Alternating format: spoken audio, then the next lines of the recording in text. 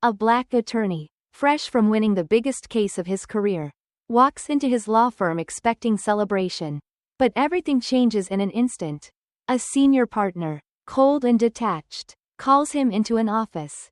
The door closes. The air is heavy. "We appreciate your contributions, Elijah, but it's time to part ways." No warning, no explanation. Just 7 minutes later, he's out of a job. Fired from the firm he helped build. What happened next shocked everyone and set off a chain of events no one saw coming. Stay with me. This is a story you need to hear. Before we begin, drop a comment below and let us know where in the world you're watching from today. And if you find this story powerful, don't forget to subscribe for more. It was just an ordinary morning. The train pulled into the station with a long, slow exhale, the metal screeching against the rails as if resisting its own arrival. The doors slid open, and a wave of heat and noise spilled onto the platform. The city moved in its usual rhythm. Hurried footsteps, the scent of hot asphalt and exhaust, the occasional sound of a saxophone from an unseen street musician. Elijah Walker stepped onto the train, gripping the worn leather strap of his satchel. He had spent the past 10 hours working at the law firm, reviewing cases, sorting files, making himself indispensable in the way a black man in a white man's office was required to do. It was an old dance, one he had learned young. Be sharper, be quieter, work twice as hard. Tonight, all he wanted was to sink into his usual seat in the back corner and let the rhythm of the city carry him home. But as he moved down the aisle, he saw it. Someone else had taken his seat. The man was young, maybe in his early 20s. His hair slicked back, a sharp suit tailored to a body that had never known hunger. He had the casual ease of someone who never had to second-guess his place in the world. A Wall Street type, Elijah thought. The kind who held the city in the palm of his hand and never once wondered if it would slip through his fingers. Elijah hesitated for only a second before speaking. "Excuse me," he said, keeping his voice even. "I usually sit here." The young man looked up, his expression slipping into something that was not quite surprising. Not quite disdain. Something that lived in the narrow space between amusement and dismissal. "Plenty of seats around," he said, not moving. Elijah felt the weight of the moment settle onto his shoulders. There were other seats. But that wasn't the point. Was it? He had sat there every evening for the past 6 years. It was his ritual, his small claim to space in a city that had never truly belonged to him. He knew how this would go. If he insisted, he would become the problem. A disturbance. A story in someone else's retelling. So he measured his breath, tightened his grip on his satchel, and made a decision. He sat down in the seat across from the man. It was a small thing. A nothing moment. And yet, when the young man leaned back, crossing his legs with the kind of smirk that men like him had perfected over centuries, Elijah felt the unspoken words settle between them. "Know your place." The train jerked forward, the city blurring past the windows. Elijah let his gaze drift outside. But the weight of the man's stare lingered, pressing against his skin. He had seen this game before, had played it without ever agreeing to. He thought of his father, who had told him once, in a voice thick with warning, "The world will remind you who you are when you least expect it." And tonight, in the dim hum of the train, Elijah felt it, a reminder, a challenge, and he knew, without a doubt, that this was only the beginning. The next morning, Elijah Walker sat at his desk, carefully organizing case files. The office hummed with the quiet efficiency of power. Phones ringing in crisp, controlled tones. The clicking of expensive shoes against polished floors. Somewhere in the corner, a junior associate laughed too loudly at something the senior partner had said. It was a game, and Elijah knew it well. He was not a lawyer. Not yet, at least. His title was legal assistant. But he understood that what he really was, what he had always been, was an exception. The only black man in a firm where the partners all carried names that sounded like old money. The game had rules, unspoken, but rigid. Rule 1. Work twice as hard. And hope it's enough. Rule 2. Never make them uncomfortable. Rule 3. No mistakes. He had learned these rules young, back when his father would come home exhausted from his job at the steel plant. still holding onto the anger of some unseen slight that couldn't be named aloud. They don't need a reason to get rid of you, son, his father had warned him. Just an excuse. Elijah had never forgotten that. Now, in the morning light of the office, he focused on his work. He had been promised a promotion soon. He had done everything right. Long hours, perfect reports, never missing a deadline. He had sat through the polite smiles and dismissive nods. Endured the way some of the partners barely seemed to register his presence. Still, he had hope. Then, at 11:47 a.m., it happened. He was standing by the copier, waiting for a thick stack of legal documents to print when Daniel Prescott, the same junior associate who had been laughing so freely earlier, walked up beside him. Daniel had a looseness to him, the easy confidence of a man who had never been made to question his place in the world. Elijah, he said, glancing down at the documents printed in the tray. Would you mind grabbing me a coffee while you're up? Elijah's fingers froze over the papers. It was a test, not a real request. Not really. A reminder. He had seen how Daniel spoke to the other junior associates, the ones who had gone to school with him, and played golf with his father.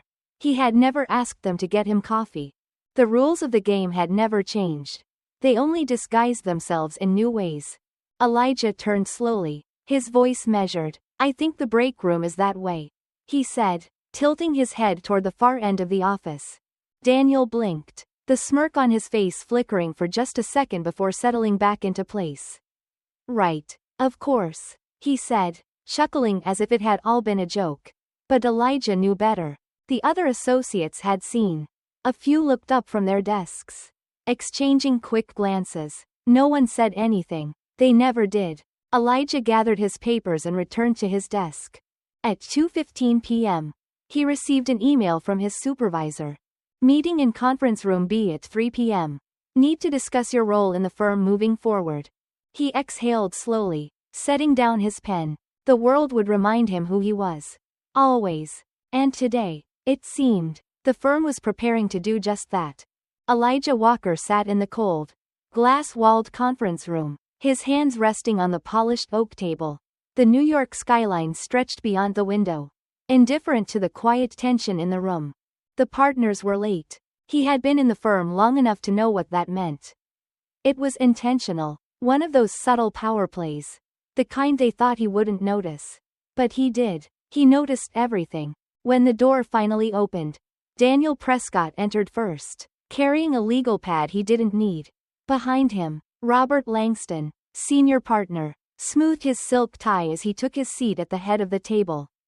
A third man, someone Elijah had never met before, followed, a white man in his mid-50s with thinning hair and a Rolex that caught the light when he moved. Elijah, Langston said, smiling the way men do when they are about to say something they don't expect you to like. Thanks for waiting. No problem, Elijah said, his voice even. Langston leaned forward, fretting his fingers together. We wanted to discuss your future here. You've been with us for, what, 3 years now? 4, Elijah corrected. Langston nodded, as if it didn't matter much. 4, yes. And you've done solid work. We've noticed. Elijah knew better than to take the compliment at face value. Daniel Prescott smirked from across the table, watching like he was in on something Elijah hadn't yet figured out. The third man cleared his throat and leaned in slightly. I'm Mark Grayson. I oversee the firm's internal affairs. We evaluate team culture, office efficiency, that sort of thing. His voice had the practiced cadence of a man who could lie without blinking. Elijah waited. Langston exhaled sharply, like he was preparing to get to the point. Look, we've been reevaluating our structure. Our firm is growing, and we need to make sure that our teams operate with a certain level of synergy. There it was, the word synergy, a vague, corporate way of saying we don't think you fit in. We've received some feedback, Langston continued, concerns that there may be some misalignment with how you integrate into the firm's culture. Elijah's jaw tightened. He had seen this play before. Concerns were just another way of saying you're making them uncomfortable. He thought of all the times he had been excluded from the informal meetings at the golf course. The lunch invites that never quite made it to his desk. He thought of Daniel Prescott's easy smile when he had asked him to get coffee. He thought of his father's warning, "They don't need a reason. Just an excuse." "What kind of feedback?" Elijah asked, keeping his voice calm. Langston glanced at Mark Grayson, who offered a vague smile.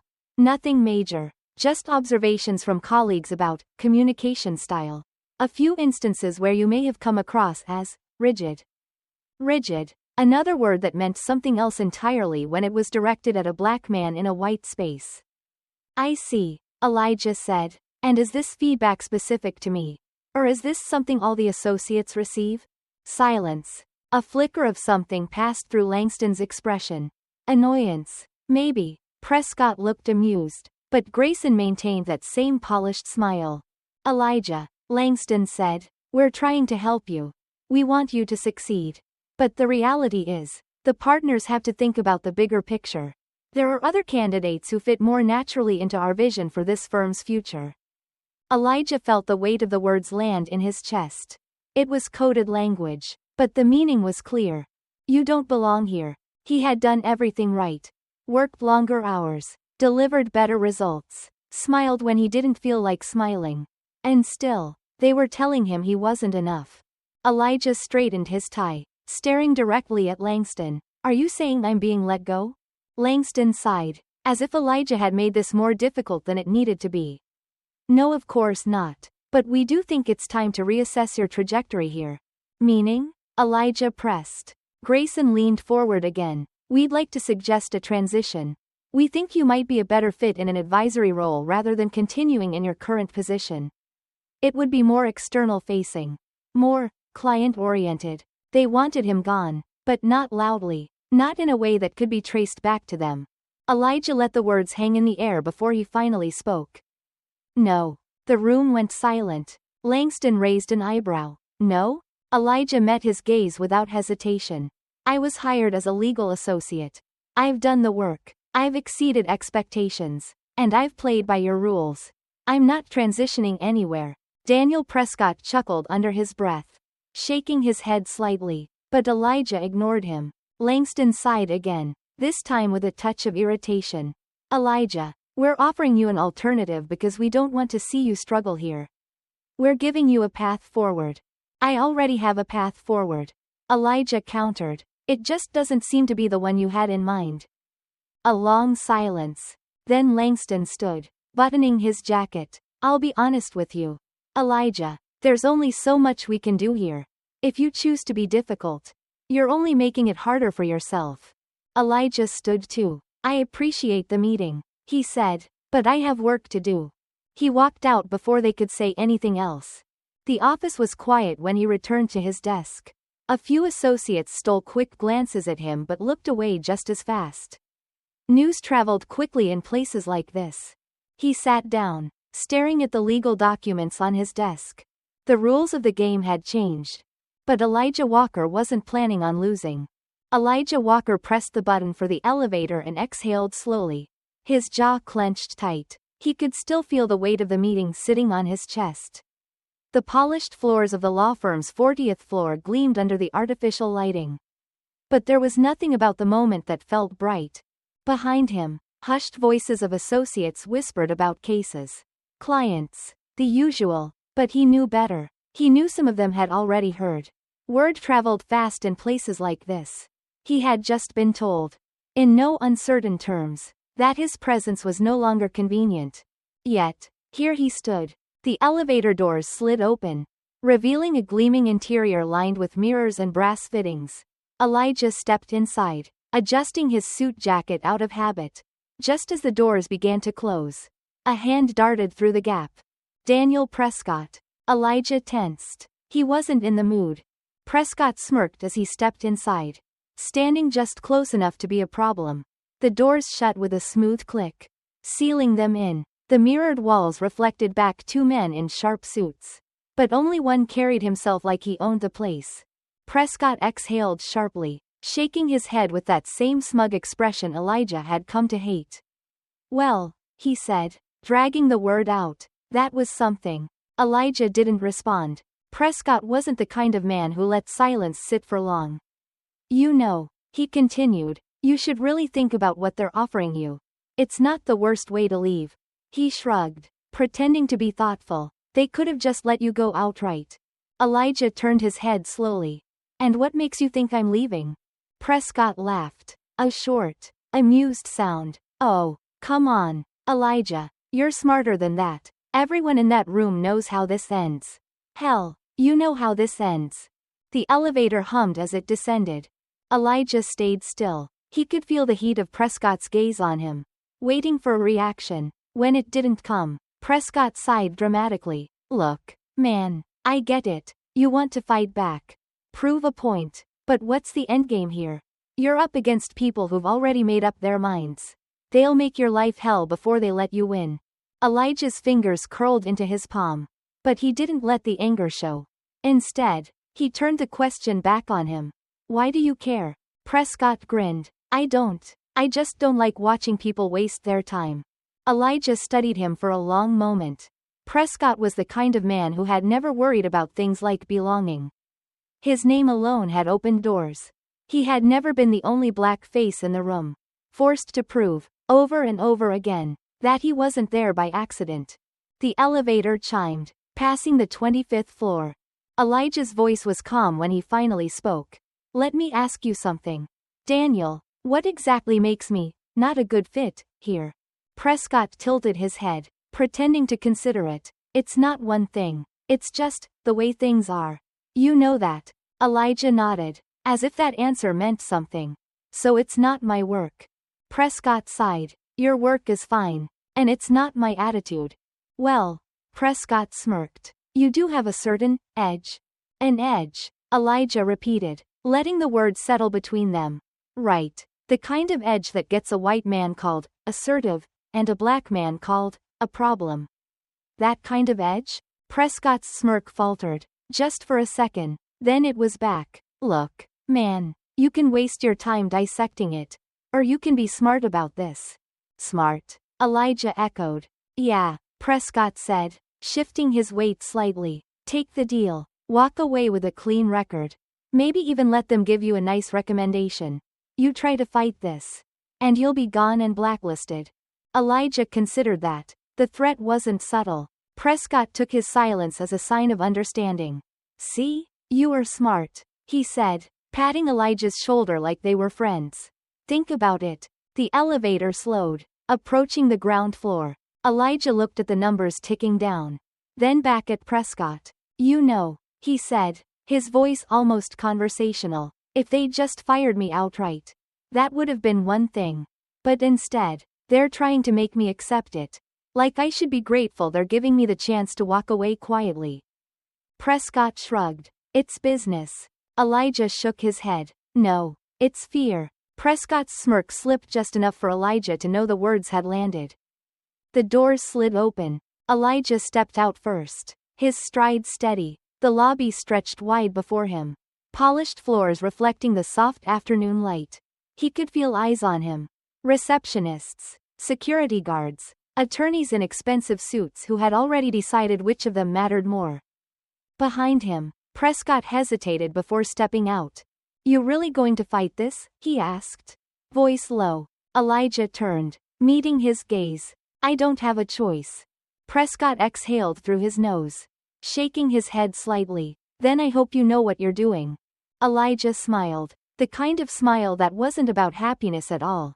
"I always do." And with that, he walked away. Elijah Walker sat at his kitchen table, staring at the envelope in front of him. It was thick, embossed with the firm's golden logo, the kind of stationery reserved for special circumstances. He let it sit there for a moment. Unopened, he already knew what it was. An invitation. Not just any invitation, but the invitation. The firm's annual gala, a gathering of the most powerful legal minds in the city, where deals were made over glasses of champagne and the air buzzed with the quiet hum of controlled privilege.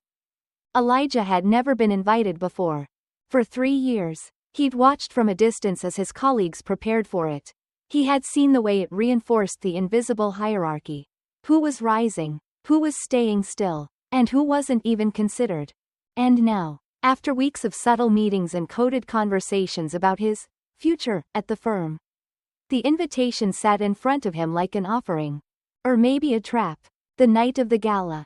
Elijah stood in front of the mirror, adjusting his bow tie. His reflection stared back at him.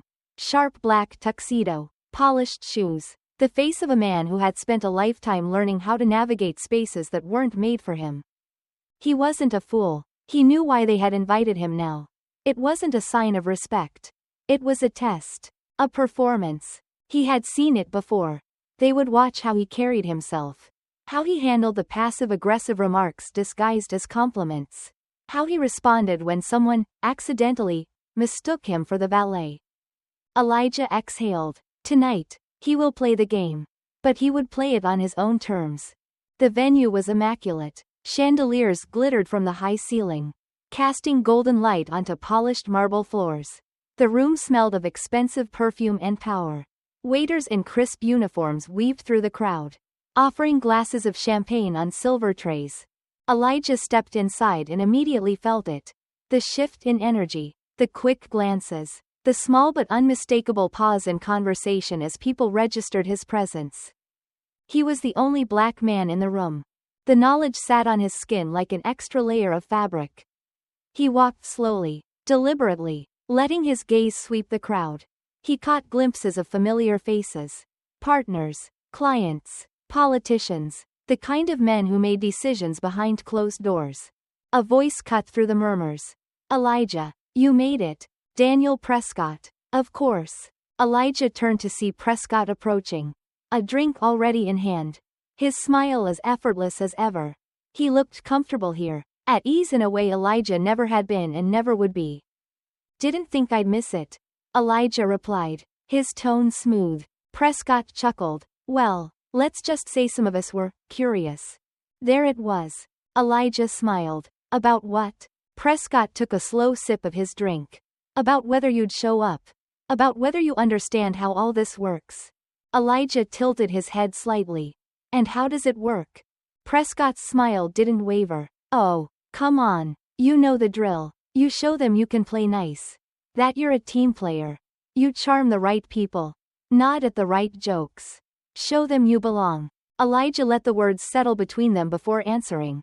And if I don't? Prescott's eyes flickered. Just for a second. Then they'll decide for you. Elijah smiled. But his jaw was tight.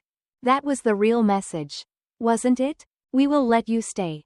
As long as you know your place. He had heard it before. In different forms. From different people. In boardrooms. In courtrooms. In classrooms before that. And yet, somehow, it still had the power to make his blood run hot. Before he could respond, a voice called out from across the room. Elijah, over here. He turned to see Robert Hastings, one of the senior partners, waving him over with a practiced grin. Hastings was the kind of man who had built his career off legacy and connections. The kind who spoke about diversity initiatives but never actually hired anyone who didn't look like him. Elijah glanced at Prescott once more before making his way toward Hastings, feeling the weight of the moment press against his ribs. The conversation was predictable. Hastings smiled, clapped him on the back, and introduced him to a few important people. They talked about the firm's future. About its commitment to excellence. About how impressive Elijah was for someone so young. He listened. He nodded. He played the game. And then, just as he was reaching for a glass of champagne, the moment came. A partner Elijah barely knew. An older man with silver hair and a deep tan. Laughed as he leaned in slightly. So, Elijah, he said, his voice warm but sharp. Tell me, how does it feel being the only one in the room? The words landed like a slap wrapped in silk. Elijah felt his grip tighten around the glass. He glanced around the group. Smirks. Raised eyebrows. The expectant gleam in their eyes. They were watching, waiting to see how he would handle it. Would he laugh? Brush it off? Show them he was a good sport? Elijah exhaled slowly. Then, he smiled. Well, he said, lifting the glass to his lips. I imagine it feels a lot like being the only one in the courtroom. Or the boardroom. Or the hiring process. Nothing new. The partner chuckled, as if Elijah had just made a harmless joke. But there was something in his expression. Just a flicker. That told Elijah he had struck something deeper. Prescott, standing a few feet away, was watching him carefully. Elijah took another sip, letting the silence stretch just long enough to make them uncomfortable. Then he excused himself. As he stepped onto the balcony, the cold night air hit his skin, sharp and refreshing. He had played their game, and he had won. But as he stood there, staring out at the city lights, he couldn't shake the feeling that the real battle was just beginning. Elijah Walker stood in front of his office window, watching the city stretch out beneath him. It was late, too late, but he wasn't ready to leave. Not yet. The gala had been 3 nights ago, but its weight still sat on his shoulders, pressing against his ribs like an old wound that refused to heal. He had played their game, worn the mask, smiled at the right moments, but he had left with a bitter taste in his mouth. He could still hear the words. How does it feel being the only one in the room? A question that had followed him his entire life. But the real question, the one that clawed at the back of his mind, was why had they invited him at all? Not because they valued him.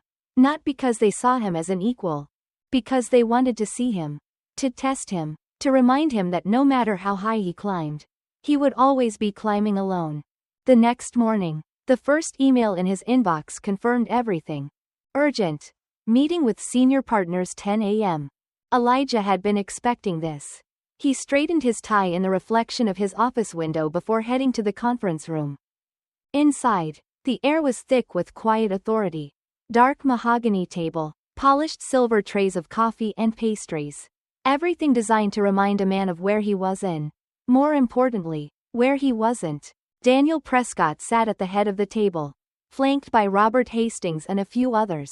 The same men who had watched him at the gala. The same men who had measured him like a specimen under a microscope. Elijah, Hastings said, smiling as if they were old friends. Glad you could make it. Elijah nodded, keeping his expression unreadable. Of course. What's going on? Hastings leaned forward slightly, his voice dipping into something that felt almost like sincerity. We've been having some discussions about the future of this firm. And your place in it. There it was. Prescott cleared his throat. You've done impressive work, Elijah. No one is questioning that. But there's something else we need to talk about. A pause. Hastings folded his hands. You've been making people uncomfortable. Elijah let the words settle in the space between them. Uncomfortable how? He asked. Though he already knew. Hastings sighed, as if this was difficult for him. Comments you've made. A certain attitude. Some of the other partners feel that you're not exactly fitting in. Elijah met his gaze evenly. By other partners, do you mean you? Prescott chuckled, shaking his head. No need to be defensive. Elijah, we're just trying to help you navigate this. Navigate. That was the word they always used. As if racism were an ocean to be sailed rather than a system to be dismantled. Elijah sat back in his chair. I thought my work spoke for itself. It does. Hastings said quickly, but this isn't just about work. It's about culture. It's about knowing how to. He hesitated, searching for the right word. Belong. Elijah finished for him. Hastings gave a small, tight smile. Yes, exactly. Elijah exhaled slowly. He could feel the walls closing in. The silent threat stitched into their polite words. They didn't want him to succeed. They wanted him to be grateful. They wanted him to forget. Forget that he was different. Forget that he had fought for every inch of space he occupied. Forget that no matter how much money he made, no matter how sharp his suits were, no matter how carefully he spoke, he would always be the only one in the room. And they would never let him forget it. Elijah, Prescott said, his voice smoother now. Practiced. We want you to be here. But you have to understand how this works. You have to be adaptable. Elijah tilted his head. Adaptable. Yes. He looked around the table. At men who had never had to adapt. At men who had built their power on the assumption that it belonged to them. At men who wanted him to ask for a seat at the table when he had already earned it. A slow, deliberate silence settled over the room. Then Elijah nodded. Understood. Hastings looked pleased. Prescott looked relieved. But Elijah wasn't done. I have a question, though, he said, his voice measured. Since we're talking about belonging. Prescott raised an eyebrow. Go ahead. Elijah leaned forward, resting his elbows on the table. How many black partners do we have? The room went still. A flicker of annoyance crossed Hastings' face before he smoothed it away. Prescott's expression hardened. This isn't about, quote. Oh, but it is. Elijah interrupted. Because you keep telling me to fit in. But what exactly am I fitting into? Silence. Elijah let it stretch. Let them feel it. Let them sit with it. Then he stood, buttoned his jacket. Thanks for the conversation, he said. I'll keep all of this in mind. And then he walked out. That night, Elijah sat at his desk. The city stretching out beneath him in endless rows of light. He had spent years trying to climb a ladder that was never built for him. Years trying to prove something to men who had already decided his worth before he walked in the door. He thought about his father. His grandfather. About the men who had been told the same things. In different words. In different times. Be grateful. Be careful. Know your place. And he thought about what would happen if he stopped playing the game. If he stopped pretending to belong. A slow, knowing smile crept across his face. They had invited him into the room. They just hadn't realized what would happen once he got there. Elijah Walker was awake before the sun.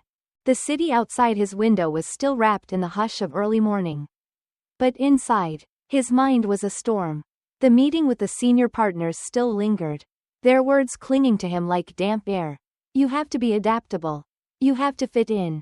He had spent years perfecting the art of fitting in. Had learned how to shape his voice so that it never sounded too sharp. Had mastered the delicate balance of presence. Enough to be seen, never enough to be a threat. But the illusion was beginning to crack.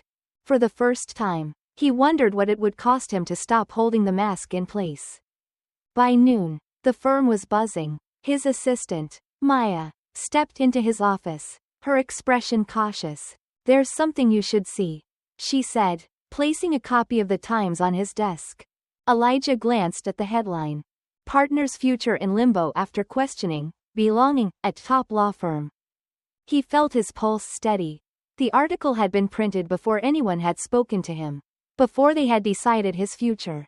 They had already drawn their lines in the sand. Maya hesitated. What do you want to do? Elijah exhaled slowly. Nothing. Maya's brow furrowed. Nothing? I'm going to let them come to me. They didn't make him wait long. By 3 o'clock, Daniel Prescott was standing in his office. Elijah. His voice was smooth, his expression unreadable. We need to talk. Elijah gestured to a chair. But Prescott remained standing. This is a problem, Prescott said, tossing the newspaper onto Elijah's desk. Not for me. Prescott's jaw tightened. You're playing a dangerous game. Elijah leaned back in his chair, tilting his head slightly. Am I? You embarrassed the firm. Elijah let out a quiet chuckle. I embarrassed the firm? Or did the firm embarrass itself? A muscle in Prescott's jaw twitched. This is bigger than you. Elijah folded his hands. You're right. It is. Prescott sighed, shifting his stance. You've got talent, Elijah. No one's denying that. But you need to be smart about this. You know how things work. There it was. The quiet warning stitched between the words. Elijah held Prescott's gaze. I do. A silence settled between them. Prescott adjusted his tie. We're willing to forget this. He said. Move past it. But you need to, quote, let it go. Elijah finished for him. Prescott nodded. Elijah studied him for a moment. Then he stood, walked to the window. The city stretched before him, sprawling and endless. He thought about his father's hands, calloused from decades of work that had earned him nothing but exhaustion. He thought about his grandfather's voice, low and steady as he told him the stories of doors that had never opened. And now here he was, standing inside one of those doors. They thought he would be grateful. They thought he would stay silent. Elijah turned back to Prescott. I appreciate the offer, he said, his voice calm. But no. Prescott blinked. No? I'm not letting it go. Elijah, quote, if I do, what happens next? Do I stay quiet when they push the next black associate out? When they ignore the next qualified candidate because they don't fit the culture? Prescott's expression hardened. You're making this about race. Elijah's laugh was sharp. You made this about race. The moment you told me I needed to fit in. The moment you looked around your table of senior partners and decided I was the one who didn't belong. A flicker of something passed through Prescott's eyes. Frustration, maybe, or something closer to fear. Elijah, he said, lowering his voice, you need to think carefully. I have, Elijah said, and I've made my decision. Prescott exhaled sharply, shaking his head. Then you leave me no choice. Elijah nodded. I figured. By the time he left the building, the news had already spread. Some colleagues looked at him with quiet respect. Others avoided his gaze. He walked through the lobby, past the marble columns and gold lettering that spelled out the firm's name. For years, he had imagined what this moment would feel like. If it would feel like failure. But as he stepped outside, as the cool air hit his skin, he realized something. For the first time in a long time, he felt free. Elijah Walker had spent his life preparing for a war he never wanted to fight. Now, the battle had come to his doorstep. The morning after his meeting with Prescott, the firm released a statement. It was carefully worded, full of corporate pleasantries designed to mask the truth. We remain committed to diversity. We value our team members. We take these matters seriously. And yet, there was no mention of Elijah. By noon, the whispers had begun. By sunset, his access to the firm's internal systems had been revoked. And by the time the news broke, prominent black partner at prestigious law firm resigns amid controversy. He realized they had rewritten the story before he had even left the building. He was no longer a man who had taken a stand. He was a man who had stepped down. He stared at the headline. His hands steady, his pulse slow. He had expected this. The moment he had refused to back down. The moment he had said no. The machine had begun its work. A soft knock at the door pulled him from his thoughts. Maya stepped inside, her face unreadable. Have you seen it? She asked. Elijah exhaled. Yeah. She hesitated. They're trying to bury you.